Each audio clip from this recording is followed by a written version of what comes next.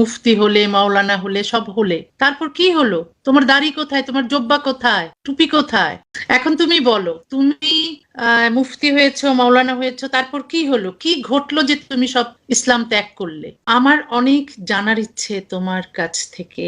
আম, এমনি তোমার লেখা পড়েছি, তোমার কথা শুনেছি, ইউটিউবে তোমার প্রচুর ভিডিও আছে ইসলাম নিয়ে বলেছো।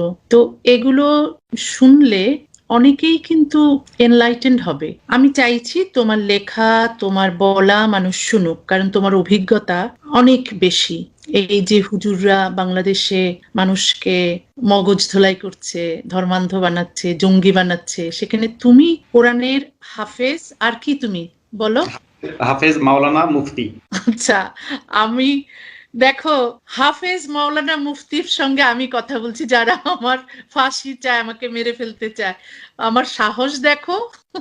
আচ্ছা শোনো মাসুদ, তুমি আমাকে বলো তো, তুমি কোথায় জন্মেছো, তোমার ব্যাকগ্রাউন্ড কি, তুমি মাদ্রাসায় পড়েছো, কেন তুমি মাদ্রাসায় পড়লে? আমরা তো স্কুলে গিয়েছি।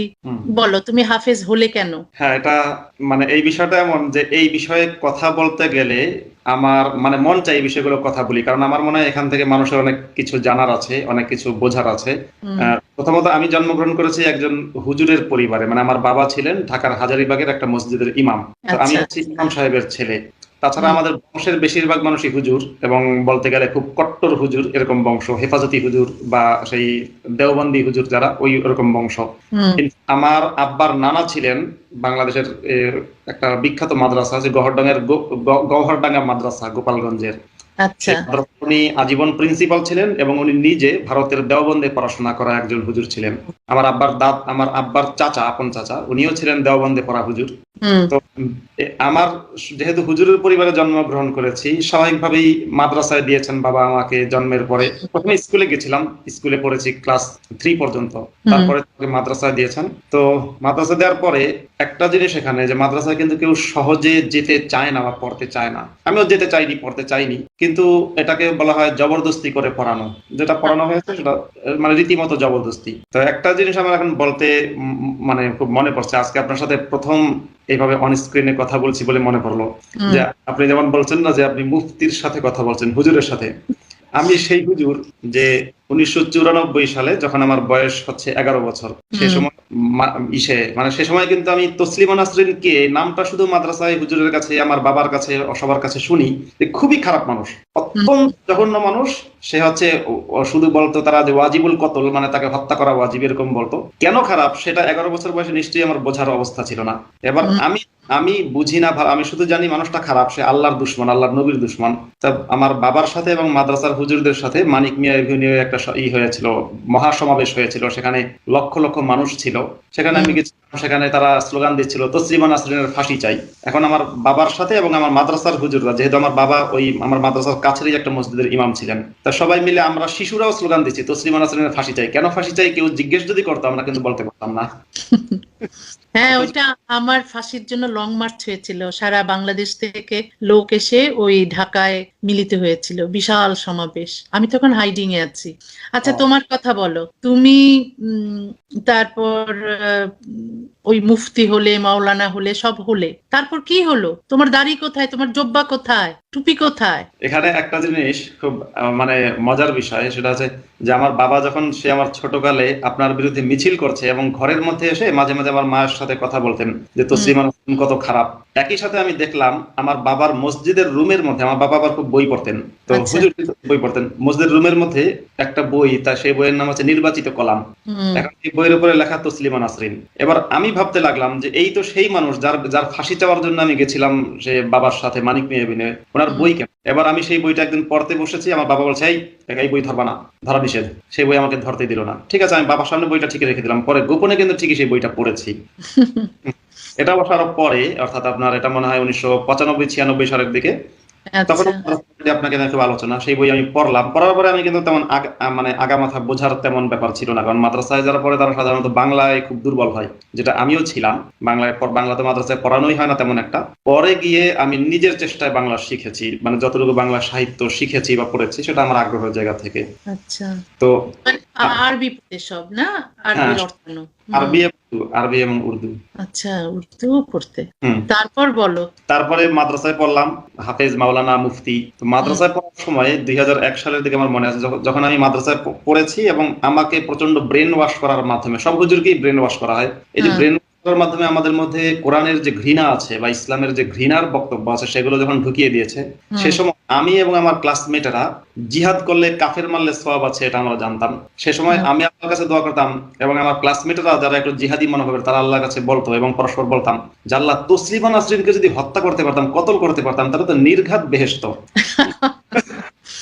এটা একটা ব্যাপার না, যে মানুষটাকে হত্যা করার জন্য আমি আল্লাহর কাছে দোয়া করেছি, আল্লাহ যদি তুমি একটু সুযোগ দিতা তাহলে ওনাকে মারা মাত্র বেহেশত আমার।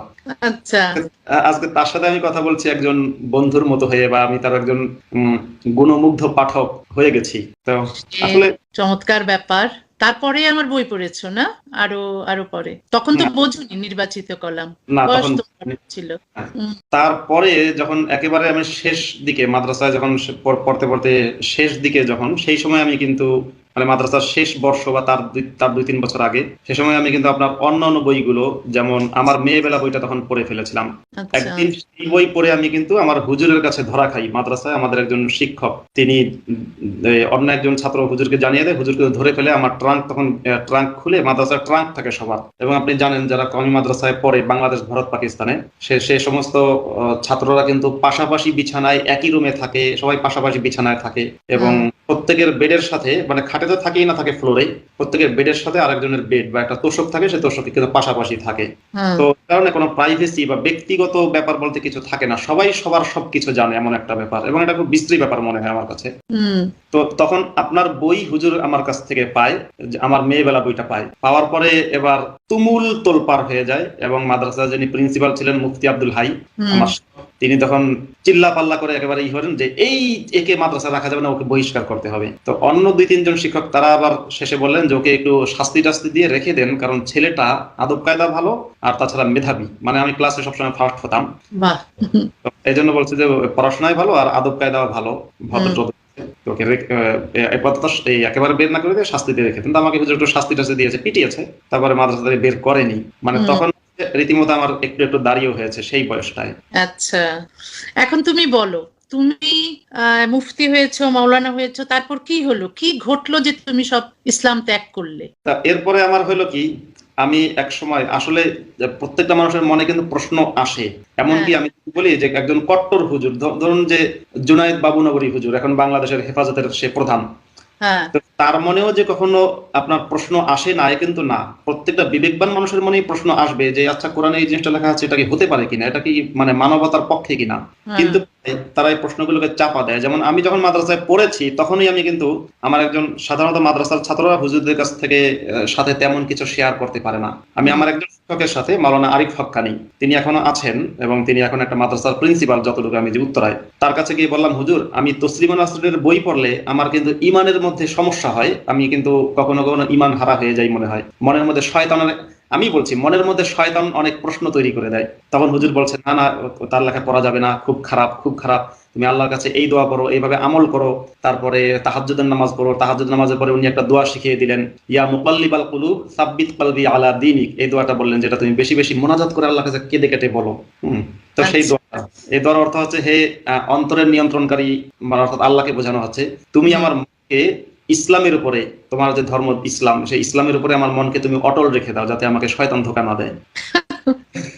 এরকম এইভাবে কিন্তু আসলে একটা প্রসেসের মাধ্যমে একজন মানুষকে, আমার মনে হয় যে জোর করে ইসলামের মধ্যে রেখে দেওয়া হয়, জাস্ট জোর রাখা হয়। তারপরে পড়াশোনা শেষ করার পরে আমি কিন্তু 12 বছর ইমামতি করেছি, এর মধ্যে একটা মসজিদে 2 বছর আর একটা মসজিদে 10 বছর, ঢাকা ক্যান্টনমেন্টের একটা বেসরকারি মসজিদে 10 বছর, মানে ঢাকা ক্যান্টনমেন্ট থানা বা সেই এরিয়া, কিন্তু মসজিদটা ছিল বেসরকারি, সরকারি না, সেখানে ছিলাম 10 বছর। আবার সাথে একটা মাদ্রাসা ছিল, হাফেজি মাদ্রাসা এবং নুরানি মাদ্রাসা, সেই মাদ্রাসারও প্রিন্সিপাল হিসেবে 10 বছর আমি দায়িত্ব পালন করেছি। এটা বাংলাদেশের হেফাজতের সমস্ত হুজুররাই জানে। তো অনেক বছর তুমি ছিলে না? হ্যাঁ, অনেক বছর। বছর কাজ করেছো। হ্যাঁ, কিন্তু এই বছরগুলোতে আমি কিন্তু সেই বারবার আসলে এটা কিন্তু আমার মনে এক ধরনের শাস্তি, যে বিবেক আমাকে তাড়িয়ে বেড়াচ্ছে, আর আমি বিবেকের সাথে প্রতিনিয়ত লড়াই করে আমি মিথ্যার উপরে নিজেকে ধরে রেখেছি। এটা কিন্তু এক ধরনের যন্ত্রণা। আমার মনে হয় এই যন্ত্রণা প্রত্যেকটা মাদ্রাসার হুজুর, মসজিদের ইমাম কিন্তু ফেস করে, যে আমি যে জিনিসটা করছি এখানে অনেক প্রশ্ন আসে, অর্থাৎ একজন হুজুর তার চরিত্র কিন্তু হুজুর যাকে ফলো করে মোহাম্মদের চরিত্রের চেয়ে কিন্তু হুজুরের চরিত্র ভালো। এটা আমি বলবো, জুনায়েদ বাবুনগরীর চরিত্র অবশ্যই নবী মোহাম্মদের চরিত্রের চেয়ে ভালো। এখন বাবুনগরী যদি চিন্তা করে যে আচ্ছা, নবী মোহাম্মদ তো এই কাজগুলো করেছেন, আমি তো তার চেয়ে অন্তত এই দিক দিয়ে ভালো, আমি তো সেটা করছি না, তাহলে আমি কি ওনার চেয়ে ভালো হয়ে গেলাম? তখন কিন্তু বাবুনগরের মনের মধ্যে আসে, না না না, শয়তান ধোঁকা দিচ্ছে আমাকে, আমি কখনো নবীর চেয়ে ভালো না, আমি কখনো নবীর চেয়ে ভালো না। আমার মনে হয় এটা একজন ব্যক্তির জন্য মানসিক শাস্তি তো বটেই, এবং নিপীড়ন রীতিমতো। তো আচ্ছা, তুমি আমাকে একটা কথা বলো, তোমার মনে তো প্রশ্ন জেগেছিল তুমি যখন ওই মাদ্রাসায় পড়ছো, তুমি যখন ইমামতি করছো, আম, তুমি যখন ফুল ফ্লেজেড হুজুর হয়ে গেলে, তোমার মনে অনেক প্রশ্ন ছিল। তুমি এগুলোর উত্তর বুঝতে পারছো, কিন্তু হয়তো বেরোতে পারছো না তখনও। এইরকম কি অন্য মাওলানা, মুফতি, এদের ভেতরে তো প্রশ্ন জাগে, তুমি ওদের সঙ্গে কথা বলে দেখেছো যে ওরা শেয়ার করেছে কখনো ওদের ওদের অনুভবগুলো, ওদের চিন্তা ভাবনাগুলো? এটা আপনি ভালো কথাই জিজ্ঞেস করেছেন। আমার যেটা অভিজ্ঞতা, ওদের মধ্যে অনেকের মধ্যেই অবিশ্বাস আছে, এমনকি সাহস করে আমার সাথে আমি যখন কারোর সাথে শেয়ার করেছি, তারাও কিন্তু সাহস করে আমাকে বলেছে যে আমারও সেই অবস্থা, কিন্তু পরক্ষণে ওরা ভয় পেয়ে পিছিয়ে গেছে। আমার কাছে মনে হয় দুটো কারণ, যেটা আমি নিজেও তখন ভয় পেয়ে পিছিয়ে গেছি, কারণ আমি ইসলাম ত্যাগের ঘোষণা দিই 2017 সালে, অথচ তার অনেকদিন আগেই কিন্তু আমি ইসলামে বিশ্বাস করি না। তো আমি কেন পিছিয়ে গেছি সেটা দিয়ে যদি আমি অন্যদেরকেও হিসাব করি, দেখি যে সেম কারণ প্রায়, যে আমার কাছে মনে হয়েছে যে আমার ইসলাম ত্যাগ করলে আমি নিরাপত্তাহীনতায় ভুগবো, সেটা অর্থনৈতিক নিরাপত্তা, প্রাণের নিরাপত্তা, এবং সেটা আমি অলরেডি নিরাপত্তাহীনতায় ভুগছি, কারণ দেশ আমার প্রাণের ভয়ে দেশ ছাড়তে হয়েছে। আর একটা ঘৃণার সম্মুখীন হব, অর্থাৎ যখন একজন হুজুর সে যদি ইসলাম ত্যাগ করে, পুরো সমাজের সকল মানুষ তাকে এতটাই ঘৃণা করবে যে আমার মনে হয় না যে অতটা ঘৃণা নেয়ার মতো মানসিক সক্ষমতা কোনো মানুষের হতে পারে। অন্যদের হয় কি, একটা জায়গা থাকে, ধরুন একজন ইউনিভার্সিটির টিচার, তিনি যদি ইসলামে বিশ্বাস না করেন, তাহলে তিনি দাড়ি কাটবেন, তিনি নামাজ পড়বেন না, তিনি সিনেমা, নাটক সবকিছুর সাথে থাকবে, এবং আরো 2-4 জন হয়তো পেয়ে যাবে যার সাথে শেয়ার করবে। হুজুররা কিন্তু সেটা পাচ্ছে না। বরং হুজুর ইসলাম ত্যাগ করলে ওই ইউনিভার্সিটির টিচার থেকে শুরু করে, রাজনীতিবিদ থেকে শুরু করে, চাওয়ালা, পানওয়ালা, বিড়িওয়ালা, বাদামওয়ালা, সবাই কিন্তু হুজুরকে আপনার ভয়ঙ্কর একটা ঘৃণার সম্মুখীন করবে, যেখান থেকে সে সার্ভাইভ করতে পারবে না, ওখানে তার আর প্রাণ হারানোর ভয় তো আছেই। এগুলো তো আছে। আচ্ছা বলো তো, যে মানুষ তো এই যে দেখছো যে ওয়াজ যারা করছে, এত নারী বিরোধী কথা বলছে, এত মানবাধিকারের বিরুদ্ধে বলছে, গণতন্ত্রের বিরুদ্ধে বলছে, অযৌক্তিক কথা বলছে, চিৎকার করে বলছে, এবং হাজার হাজার মানুষ ওতে সায় দিচ্ছে, হাততালি দিচ্ছে। কি মনে হয়, যে কথাগুলো বলছে ওগুলো কি ওরা সত্যি বিশ্বাস করে, নাকি ওরা জেনে বুঝেই মানুষকে ধোঁকা দিচ্ছে? এখানে একটা বিষয় গুরুত্বপূর্ণ, যে ওরা বিশ্বাস করে বলে কিন্তু আমার মনে হয় না। কারণ ওরা যে ওয়াজগুলো করে, ওয়াজের যে ভিডিও করা হচ্ছে, ছবি তোলা হচ্ছে, ইসলামে কিন্তু মূর্তি, ভাস্কর্য এবং ক্যামেরায় ছবি তোলা বা ভিডিও করা, তিনটাই হারাম। মূর্তি তৈরি করা, ভাস্কর্য বানানো এবং ছবি তোলা, ভিডিও করা, তিনটাই কিন্তু সমানভাবে হারাম। এখন হুজুর যদি এই ছবি তোলা, ভিডিও করাকে হালাল মনে করে যদি কাজগুলো করে, তাহলে তার ইসলামের প্রতি বিশ্বাস আছে, এ কথা কিন্তু ঠিক জোর দিয়ে বলা যায় না, এবং এটা পয়সার জন্য, এটা আমরা বলতেই পারি এখানে। আর সামনের দর্শক যারা, তারা রীতিমতো গাধার মতো শুধু হুজুর যখন বলে জোরে কন, চিল্লাই এখন, একটা দেখবেন আপনি ওয়াজের মধ্যে বলে না, একটা বেশ জোকারদের মতো বলে, কথা ঠিক কিনা জোরে কন, কথা ঠিক কিনা জোরে কন, এবং দর্শকরা কিন্তু বা সামনের শ্রোতারা কিন্তু তারা কথা ঠিক কিনা জোরে কন বললেই চিৎকার করে সুবহানাল্লাহ, আলহামদুলিল্লাহ বলে। মানে এটা এক ধরনের আমার মনে হয় মানে পুরোটাই ভণ্ডামের উপরে প্রতিষ্ঠিত। হুজুর সারা রাত যে ওয়াজ করে, ওয়াজ শেষে হুজুর ব্যাপক পরিমাণে টাকা পকেটে নিয়ে ঘরে চলে যায়, আর যে শ্রোতা বা যে দর্শকেরা সামনে বসে হুজুরের ওয়াজ শুনে এবং হুজুরকে দেখে, তারা কিন্তু রাতের বেলা ঘুমায়, ফজরের নামাজটা পড়ে না। ওই যখন শুনে ততক্ষণ খুব চিৎকার করে করে আল্লাহু আকবার বলে, হুজুর চলে গেলে কিন্তু তাদের ইমান আগে যা ছিল তাই হয়ে যায়। তার মানে হুজুরেরও ইমানের যে অবস্থা, ওই সামনের শ্রোতাদেরও ইমানের সেই অবস্থা না। অনেকে তো সত্যি সত্যি বিশ্বাস করে, ধরো যারা জঙ্গি হয়, এই হুজুরদের কথা শুনেই তো জঙ্গি হয়। তারপর ওরাও তো চাপাতি হাতে নিয়ে, যারা মুক্ত চিন্তার লোক, তাদেরকে মারে। তো একটা তো মগজ ধোলাই হচ্ছে, মানুষ তো যুক্তি বুদ্ধি বাদ দিয়ে তো এইসব ধর্মান্ধতা গ্রহণ করছে না। সে তো হুজুররাও তো একটা বড় কারণ এদের মগজ ধোলাইয়ের পেছনে, তাই না? একটা হ্যাঁ, আছে তো ওরা মাদ্রাসায় যা বলছে, মসজিদে যা বলছে, ওটা তো শুনছে, তারপর বই পড়ছে, যদি কোরআন হাদিস পড়ে তাহলেও তো ওখান থেকে পাবে অনেক কিছুই, যেগুলো মানবতা বিরোধী, নারী বিদ্বেষী অনেক অনেক আয়াত পাবে। কিন্তু সেটা তো শিখছে, আবার আবার এই হুজুরদের কাছ থেকে, ওয়াজ থেকেও তো শিখছে।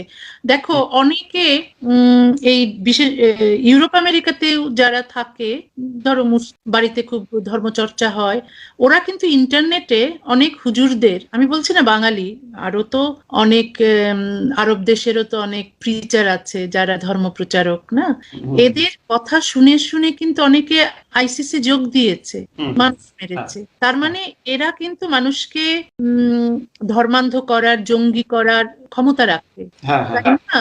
এই যে দেখো এই সব ইসলাম প্রচার বা একটা ইসলামাইজেশন বাংলাদেশে যে শুরু হয়েছে, সেই কারণে তো এখন আমরা একটা বিশাল পরিবর্তন দেখি বাংলাদেশে।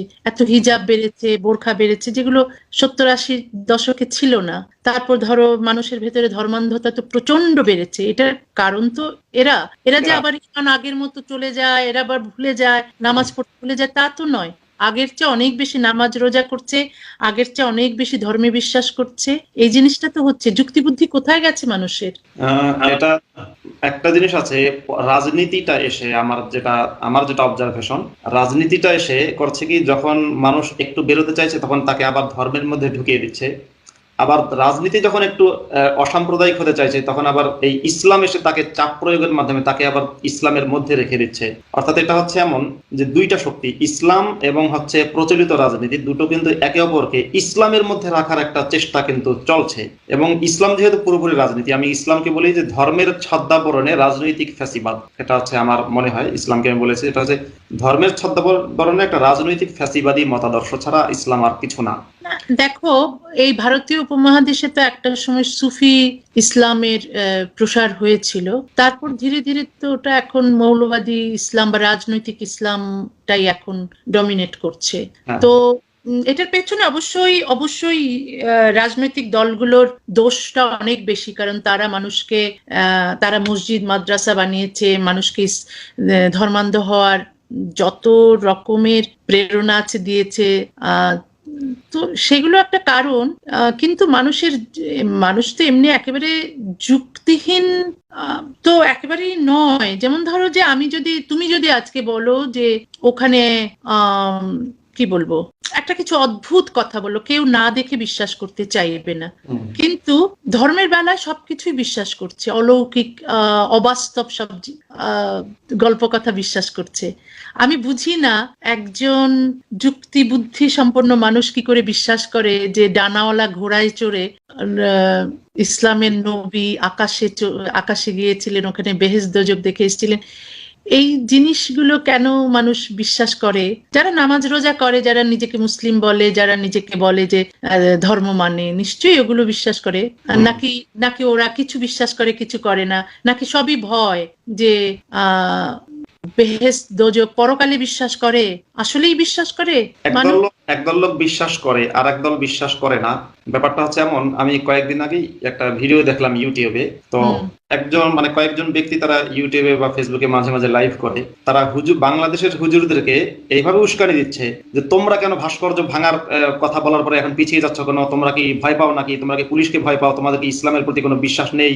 তোমরা হুজুররা হুজুরদেরকে উস্কানি দিচ্ছে। অথচ যে ব্যক্তি উস্কানি দিচ্ছে দেখলে তার চেহারায় দেখা যাচ্ছে তার মুখে দাড়ি নেই, মাথায় টুপি নেই, অর্থাৎ ইসলামিক পোশাক আশাক নেই, এবং সে নামাজ পড়ে বলে মনে হয় না, কিন্তু সে হুজুরদেরকে ইসলামের উস্কানি দিচ্ছে তোমরা কেন এটা করো না, তোমরা কেন সরকারকে পতন করছো না। এখন এখানে আমি একটা জিনিস দেখলাম যে একদল লোক এই হুজুর বা ইসলামপন্থীদের ব্যবহার করছে সরকার পতন করানোর জন্য হুজুরদেরকে বিকল্প মনে করছে, হুজুরদের দিয়ে সরকার পতন হবে।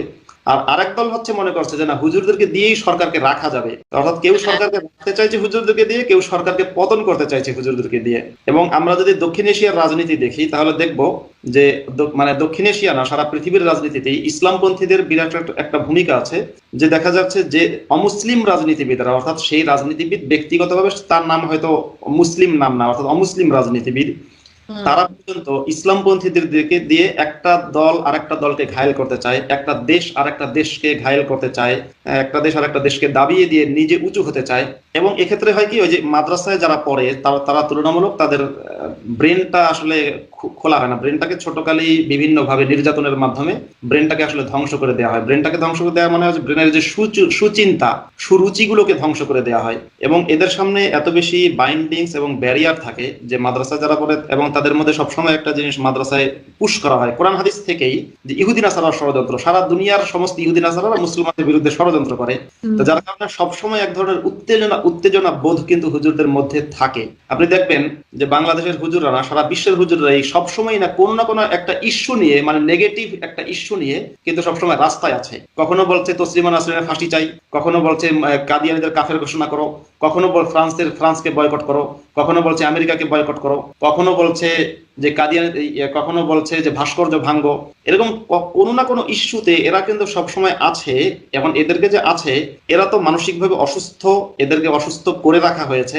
প্লাস ওই সমস্ত শ্রেণীদেরকেও আমি দোষ দেবো হুজুরদের পাশাপাশি, যে শ্রেণী বা যে মানুষেরা কলেজ ইউনিভার্সিটিতে পড়াশোনা করেছে, অর্থাৎ আধুনিক শিক্ষা গ্রহণ করেছে, সেই মানুষগুলো পর্যন্ত হুজুরদেরকে ইন্ধন দিচ্ছে বা উস্কানি দিচ্ছে, কিংবা অমুসলিম, নিজে মুসলিম না সে কিন্তু হুজুরদেরকে ইন্ধন দিচ্ছে, তোমরা অমুক দেশের বর্ডারে গিয়ে শুধু ঘন ঘন হামলা করে ওই দেশটাকে পিছিয়ে রাখো, তোমরা অমুক সম্প্রদায়ের উপরে হামলা করে পিছিয়ে রাখো, তোমরা সবসময় রাস্তাঘাটে থাকো, আমরা আছি তোমাদের পেছনে। তো সুতরাং এই যে পলিটিক্যাল ইসলাম, এই পলিটিক্যাল ইসলামকে ব্যবহার করার জন্য, ইসলাম নিজেই পলিটিক্স, কিন্তু এটাকে ব্যবহার করার জন্য আমি কেবলমাত্র মুসলিমদের দোষ দিতে রাজি না, কেবলই হুজুরদের দোষ দিতে রাজি না, আমি একদল আধুনিক শিক্ষায় শিক্ষিত লোকদেরকেও দোষ দিতে চাই, একই সাথে আমি একদল অমুসলিমদেরকেও দোষ দিতে চাই, যারা মুসলিমদেরকে কেবলমাত্র রাজনৈতিক উদ্দেশ্যে ব্যবহার করে, হুজুরদেরকে কেবলমাত্র রাজনৈতিক উদ্দেশ্যে ব্যবহার করে। আর এখন যারা ব্যবহার করছে, আমি একথা বলবো না যে ইসলামটা, যেমন একদল মুসলিম বলে যে ইসলামের সমস্যা না, সমস্যা হচ্ছে রাজনীতিতে, বা ইসলামের সমস্যা না, সমস্যা হচ্ছে ওই হুজুরদের মধ্যে। এই কথাটা যারা বলে তারা পুরোপুরি ভুল কথা বলে। কারণ সমস্যা ইসলামের মধ্যেই আছে, ইসলামের মধ্যে সমস্যা আছে বলেই একজন মানুষের মধ্যে, যেমন আপনি করোনা ভাইরাস কারোর মধ্যে ঢুকে গেলে সেই মানুষটা অসুস্থ থাকে, তখন তাকে চিকিৎসা করতে হয়। এই ইসলাম ভাইরাস বা কোরআন ভাইরাস যদি কারোর মধ্যে ঢুকে যায়, তখন সে হয়ে যায় একটা অসুস্থ মানুষ, যাকে খুব সহজে আপনি ব্যবহার করতে পারবেন, উস্কানি দেওয়া যাবে, খেপানো যাবে, পয়সা দিয়ে রাস্তায় নামানো যাবে, অনেক অন্যায় তাকে দিয়ে করানো যাবে। আচ্ছা, আমাকে বলো তো, এই যে মসজিদ মাদ্রাসায় প্রতিদিন যে রেপ হচ্ছে, এই ছেলে শিশুরা ধর্ষিত, তারাও ধর্ষণের শিকার হচ্ছে, মেয়ে শিশুরা ধর্ষণের শিকার হচ্ছে এবং হয়েই চলেছে, এই মাদ্রাসার শিক্ষক অথবা ইমাম এইসব করছে, তোমার থাকাকালীন এগুলো দেখেছো? এখনো তো হচ্ছে। তোমার কি মত এগুলো, যে এগুলো তো শেষ হচ্ছে না? তারা যদি এত ভালো লোক হতে চায় তাহলে এই ধর্ষণগুলো করছে কেন? কোথায়? আমি তো দেখি না মাদ্রাসা থেকে, মসজিদ থেকে ইমাম বা মাদ্রাসার শিক্ষক, মাদ্রাসার ছাত্রছাত্রী, এরা তো কেউ বেরোয় না বাংলাদেশে যে এত রেপ হচ্ছে বা এত দুর্নীতি, এগুলোর বিরুদ্ধে। তারা বেরোয় সব কি গাজায় কোনো মুসলিমদের যদি ইহুদি মানে ইসরায়েল অত্যাচার করে, কিন্তু চীনা সরকার যখন উইঘুর মুসলিমদের উপর অত্যাচার করে সেটার বিরুদ্ধেও তো বেরোয় না এরা। এর কারণটা কি? এখানে কি রাজনীতি? এখানে ওই যে বললাম যে প্রচলিত অর্থে আমাদের উপমহাদেশের যারা রাজনীতিবিদ বা ইসলাম নিয়ে যারা রাজনীতি করে, তারা কিন্তু সবসময় তাদের একটা চোখ সবসময় বন্ধ থাকে, তারা সবসময় একটা অংশ দেখে, আর একটা অংশ দেখে না। যেমন নাইজেরিয়াতে খ্রিস্টানদের উপরে যে বা অত্যাচার হয়, বা সারা দুনিয়াতে মুসলিমরা যে অমুসলিমদের উপর অত্যাচার করে, কিংবা মুসলিম সংখ্যাগরিষ্ঠ দেশে কোনো দেশেই যে মুসলিমরা সুরক্ষিত না, সেটা নিয়ে কিন্তু হুজুরদের মাথা ব্যথা নেই, তারা ওটা দেখে না। ঠিক এই হুজুররাই, আপনি একটা ভালো প্রসঙ্গ বলেছেন যে উইঘুরে মুসলিমদের উপর অত্যাচার করা হয়, সেটা কেন এরা রিকগনাইজ করে না? ওরা তো অমুসলিমদের উপর অত্যাচার করলে তো ওরা এক ধরনের, যারা ধর্মান্ধ তারা তো খুশিই হয়, তারা তো অমুসলিমদের উপর অত্যাচার করবে না এই এই বাণী নিয়ে তো কখনো বেরোয় না, তাই না? তারা তো নিজেরাই, বাংলাদেশে তো ওরাই অত্যাচার করছে হিন্দুদের, আবার পাকিস্তানে মৌলবাদীরা অত্যাচার করছে খ্রিস্টানদের, তো মুসলিমদের উপর তো অত্যাচার হয়ে যাচ্ছে। আমি বলছি যে মুসলিমদের উপর যখন অন্যরা অত্যাচার করে তখন তো ওরা, যেমন ধরো যে আইসিস বা বোকো হারাম, আল শাবাব, এরা তো মুসলিমদের উপর অত্যাচার করেছে, মুসলিমদের গলা কেটেছে অনেক, কারণ ওদের বলেছে ওরা মানে এনাফ মানে নয়, মুসলিম নয়, বা এরা নাস্তিক, বা এরা ধর্ম বিশ্বাস করে না, নামাজ পড়ে না, রোজা করে না, এইরকম দোষ দিয়ে তো করছে। তারপর ধরো মুসলিমরাই মুসলিমদের অত্যাচার করছে, অথবা মুসলিমরা তখন কিছু বলে না, কিন্তু মুসলিমরা যখন অমুসলিম দ্বারা অত্যাচারিত হয় তখন বলে, কিন্তু তাও আবার সব সময় বলে না। যেমন ধরো এই যে চীনের সরকারের বিরুদ্ধে কিছু বলে না, এটার কারণটা বলছিলে তুমি, বলো তো। চীন সরকার যে উইঘুরদের উপর অত্যাচার করে, তো পাকিস্তানের প্রধানমন্ত্রী ইমরান খানকে একবার সাংবাদিকেরা প্রশ্ন করেছিল যে আপনি উইঘুরদের উপরে, ভারতে যে মুসলিমদের উপর অত্যাচার হয় এটা আপনি খুব বলছেন, কিন্তু উইঘুরদের উপরে যে অত্যাচার হয় সেটা আপনি বলছেন না কেন? ইমরান বলছেন যে এরকম কিছু তো আমি জানি না। ইসলামের এই যে এটাকে বলা হয়েছে, আমরা ইসলামের একটা পরিভাষা আছে, সেটাকে বলা হয় তাকিয়া, যে ভণ্ডামি করা, যে মনের মধ্যে এক বাহিরে আর এক, সেটা ইসলামের স্বার্থে। আসলে কি ইমরান খানের মতো একজন ব্যক্তি জানে না? কিন্তু জানে, কিন্তু এটাকে সে রিকগনাইজ করে না, করতে চায় না, বা বলে না। এজন্য বলে না যে সেখানে এক ধরনের তার স্বার্থ আছে চীনের জন্য, চীনের সাথে তার এক ধরনের স্বার্থের রাজনীতি আছে। এবং চীন সরকার দেখবেন, এই যে চীন সরকার দেখবেন তার নিজের দেশের উইঘুরদের উপরে যেভাবে রিএডুকেশন ক্যাম্পে নিয়ে তাদের উপরে অত্যাচার করছে, বা তারা যাতে কেউ উগ্র ইসলামের দিকে যেতে না পারে, সেজন্য চীন সরকার যে প্রচেষ্টা, এক্ষেত্রে চীন কিন্তু তার অভ্যন্তরীণ নীতিতে যে নীতিটা প্রয়োগ করছে, চীন কিন্তু তার আপনার বাহিরের রাজনীতিতে সেই নীতিটা প্রয়োগ করছে না। বরং এই চীন দেখা যায় যে উইঘুরদের ক্ষেত্রে তার কোনো ছাড় নেই, কিন্তু পাকিস্তানের যে ইসলামপন্থী জিহাদি আছে তাদের যথেষ্ট আদর করে, তাদেরকে যথেষ্ট খাতির করে। কারণ কি, এখানে চীনের একটা ভূরাজনৈতিক স্বার্থ আছে, যে পাকিস্তানের সন্ত্রাসীদেরকে দিয়ে যদি ভারতের সাথে সবসময় একটা ঝামেলা করানো যায়, তাহলে ভারত বর্ডারে এত বেশি খরচ করবে এবং ভারত এত বেশি অস্থিরতায় ভুগবে যে ভারত পিছিয়ে থাকবে। চীন তখন এই দক্ষিণ এশিয়ায় দাদাগিরি করতে পারবে, অর্থাৎ চীনের তখন প্রচুর উন্নতি হবে। এবং আমার মনে হয় চীন তার এই উদ্দেশ্যে কিন্তু সফল। তো এটা যদি হুজুররা বুঝতে পারে, কিন্তু হুজুরদের সে বোঝার মতো মানসিকতা তৈরি করে দেওয়া হয় না। একটা খুব দুঃখজনক ব্যাপার যে আমিও যখন ইসলাম থেকে বের হইনি ততক্ষণ পর্যন্ত, কিন্তু মানে পরিপূর্ণ যখন বের হইনি, যখন আংশিক বের হয়েছি, সন্দেহ তো সবসময় সব হুজুরের মধ্যেই আসে, কিন্তু যখন আমি 2013 সালের দিকে পরিপূর্ণভাবে আমি ইসলাম থেকে একেবারে মনে প্রাণে বেরিয়ে গেলাম যে না, ইসলাম কোনোভাবেই আমি বুঝতে পারছি এটা মানবতার পক্ষে না, তার আগ পর্যন্ত আমার মনে হয়েছে আচ্ছা এটা ঠিক, ওটা তখনও পর্যন্ত আমি সঠিক চিন্তায় আসতে পারিনি। এই জন্য আমার মনে হয় চিন্তার এই সুস্থতা বা সঠিক চিন্তা, যে আমাদেরকে কিভাবে ব্যবহার করে, অর্থাৎ একজন হুজুরকে, মোল্লাকে বা মুসলিমদেরকে ব্যবহার করে কিভাবে আপনার চীন কখনো, ভারত কখনো, আমেরিকা কখনো, রাশিয়া কখনো, এরকম বিভিন্ন রাজনীতিবিদেরা যে ব্যবহার করতে চাইছে, ভয়াবহতা কিন্তু আমি ঠিক ইসলাম ত্যাগ করার আগ পর্যন্ত বুঝতে পারিনি। আচ্ছা, তুমি বলো তো, এই মাদ্রাসা মসজিদে শিশু ধর্ষণ কিভাবে বন্ধ করা যাবে? না, এটা বন্ধ করার জন্য আপনি মনে হয় জানেন আমরা একটা লাইভ করছি ধারাবাহিকভাবে। আচ্ছা, আমি একটু, আমার মোবাইল ল্যাপটপের চার্জ শেষ হয়ে যাচ্ছে, আমি মানে একটা চার্জারটা নিয়ে এসে লাগাই, তারপরে কথা বলি। খেয়াল করে, সময় লাগবে না, 1 মিনিটও লাগবে না। এই সময় কি করতে পারি? এই সময়ে একটা কবিতা যদি পড়তে পারতাম ভালো হতো, কিন্তু হাতের কাছে বই নেই। আছে নারীর কোনো দেশ নেই, আছে আমার কলাম সংগ্রহ।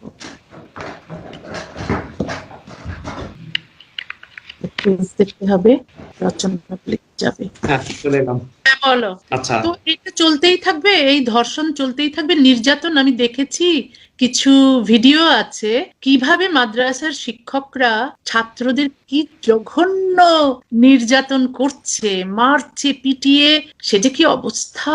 মানে এত বর্বরতা আজকাল তো কোথাও দেখা যায় না। তো এদের ওপর কি কোনো নির্দেশ আছে যে তোমরা ছাত্রদের এইভাবে মারবে না, গায়ে হাত তুলবে না? না, এরকম কোনো নির্দেশ তো নেই। বরং আমি একটা কথা খুব জোর দিয়ে বলতে চাই, মুসলিমদের দ্বারা মুসলিমদের উপরে অত্যাচার করা, অর্থাৎ এক মুসলিম আর এক মুসলিম মুসলিমকে অত্যাচার করবে, এই জিনিসটা যদি পৃথিবী থেকে বিলুপ্ত করা যায় তাহলে পৃথিবীতে ইসলাম থাকে না। ইসলাম হচ্ছে এই নির্যাতনের উপরেই টিকে আছে। যেমন ধরুন, আমি একটা জিনিস বলতে চাই, ভারতের আসাম সরকার মাদ্রাসা বন্ধ করে দিয়েছে। তার মানে হচ্ছে যে মুসলিমদের দ্বারা অন্য মুসলিম শিশুদেরকে অত্যাচার করা হয়, যে অত্যাচারের শিকার আমি মাদ্রাসায় হয়েছি। শত শতবার পিটুনি খেয়েছি, মার খেয়েছে, এবং সব অসম্ভব রকমের মার খেয়েছি, এবং প্রত্যেকটা মানুষ মার খেয়েছে, সেই মামুনুল হক হোক, আবুনগরী হোক, প্রত্যেকটা হুজুর। এমনকি যদি আমি বলি পাকিস্তানের জঙ্গি মাসুদ আজহার যখন কওমি মাদ্রাসায় পড়েছে, তাকেও কিন্তু অসম্ভব নির্যাতন করে পিটিয়ে ধর্ষণ করা হয়েছে কিনা সেটা আমি জানি না, কিন্তু নির্যাতন হয়েছে, পেটানো হয়েছে, তারপরে তার মধ্যে ইসলাম ঢোকানো হয়েছে, আর সে আজকে জঙ্গি, বিশ্ববিখ্যাত জঙ্গি। তো আসাম সরকার যখন মাদ্রাসা বন্ধ করে দিয়েছে, অর্থাৎ মুসলিমদের দ্বারা, মাদ্রাসা মানে কি, মাদ্রাসা হচ্ছে এক মুসলিম দিয়ে আরেক মুসলিমকে অত্যাচার করা হচ্ছে, বন্ধ করে দিয়েছে, সেখানে কিন্তু একদল লোক দেখা গেছে তারা চাইছে মাদ্রাসা থাকুক। তারা কি? তারা কিন্তু অমুসলিম রাজনীতিবিদদের মধ্যেই বড় একটা অংশ চাইছে এটা থাকুক। তার মানে ওরা চাইছে যে মুসলিমদের দ্বারা মুসলিমদের উপর অত্যাচার হোক। 3 তালাকের ব্যাপারটা, আমি ভারতের কোন রাজনৈতিক দলের পক্ষে মোটেই না, এবং বিপক্ষে সবারই বিপক্ষে। আমি টোটাল রাজনীতিবিদদেরই সাধারণত বিরুদ্ধে কথা বলি। 3 তালাক হচ্ছে যে, আমরা জানি যে মুসলিম পুরুষেরা মুসলিম নারীদেরকে অত্যাচার করে, সে 3 তালাকের মাধ্যমে অত্যাচার করে। 3 তালাক বন্ধের যে আইনটা, সে আইনের মধ্যে ত্রুটি থাকতে পারে, যেটা ভারত সরকার সম্প্রতি বা গত বছর বা তার আগের বছর পাশ করেছে, ত্রুটি থাকতে পারে। সেটা যখন বন্ধ করতে চাইলো, তখন আমরা দেখতে পাচ্ছি একদল সেকুলার নামধারী, একদল অমুসলিম সেকুলার নামধারী, তারা বলছে তারা এটার বিরুদ্ধাচরণ করছে। মানে তারা চাইছে মুসলিম পুরুষেরা মুসলিম নারীদেরকে অত্যাচার করুক, কারণ এটা তাদের রাজনীতির জায়গা। অত্যাচার যদি বন্ধ করা হয় তাহলে ইসলাম থাকবে না। এই যে আপনি বলছেন মাদ্রাসায় ধর্ষণ, আমি নিজে যে কয়টা মাদ্রাসায় পড়েছি, আমি শতাধিক ধর্ষণের ঘটনা জানি, যার একটাও পত্রিকায় আসেনি। সেই না আসার কারণ হচ্ছে, মাদ্রাসায় যখন আমরা প্রথম ভর্তি হই, তখন আমাদেরকে 40টা হাদিস মুখস্থ করানো হয়। সেই 40টা হাদিসের মধ্যে একটা হাদিস হচ্ছে, সেই শৈশবে আমি 9 বছর বয়সে হাদিসটা মুখস্থ করেছি, মান সাতারা মুসলিমান সাতারাহুল্লাহু ইয়াউমাল কিয়ামাহ, যে ব্যক্তি মুসলমানের দোষ গোপন করবে, আল্লাহ তার দোষ গোপন করবেন। এখন মুসলমান মাদ্রাসার হুজুররা তো বড় মুসলমান, বাহিরের লোকেরা কিন্তু মুসলমান, সাধারণ মুসলিম।